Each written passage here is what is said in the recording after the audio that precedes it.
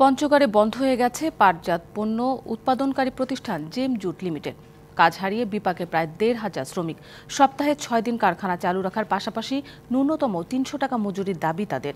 এদিকে কারখানা কর্তৃপক্ষ বলছে, অর্থনৈতিক ও কাঁচামালের অভাবে সাময়িক বন্ধ। সংকট কেটে গেলেই আবারও চালু হবে উৎপাদন কার্যক্রম।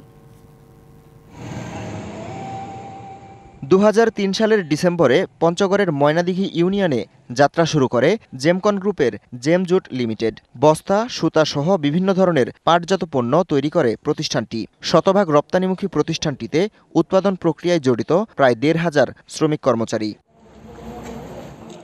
সেপ্টেম্বর মাসে অনিয়মিতভাবে চলছিল কারখানাটি, আর ২৪ তারিখ থেকে বন্ধ হয়ে যায় পুরোপুরি।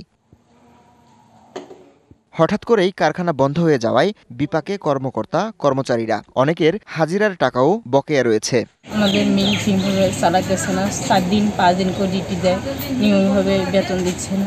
ঘন্টাতে 180 টাকা 90 টাকা হাজিরা দিয়ে আমাদের এগুলো পোষায় না, এই জন্য আমরা খুব সমস্যার মধ্যে আছি।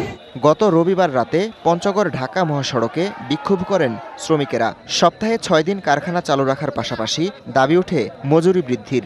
হঠাৎ করে এনে বন্ধ করে এনে দিচ্ছে। এই যে শ্রমিকগুলা এদেরকে বিল বেতনও ঠিকমতো দেয় না, বেতনও বাড়ায় না। মিল ৬ দিন চালু রাখতে হবে এবং আমাদের সর্বনিম্ন মজুরি করতে হবে ৩০০ টাকা। আমাদের বর্তমান মজুরি আছে ১৮০ টাকা, যেটা দিয়ে বর্তমান বাজারে চলা সম্ভব নয়। বাজারে কাঁচামালের অভাব, অন্যদিকে অর্থ সংকট, তাই সাময়িক বন্ধ রাখার কথা জানিয়েছে কারখানা কর্তৃপক্ষ। সারা বাংলাদেশে একটা লিকুইড মানির এফেক্টেড চলতেছে ক্রাইসিস, আমরাও সেটার আওতাভুক্ত। ফাইন্যান্সিয়াল ক্রাইসিসের জন্য আমরা পাট কিনতে পারতেছি না।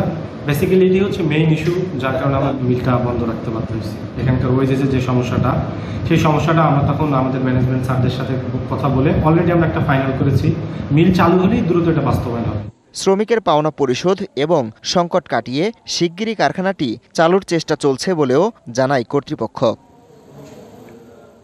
DBC news desk.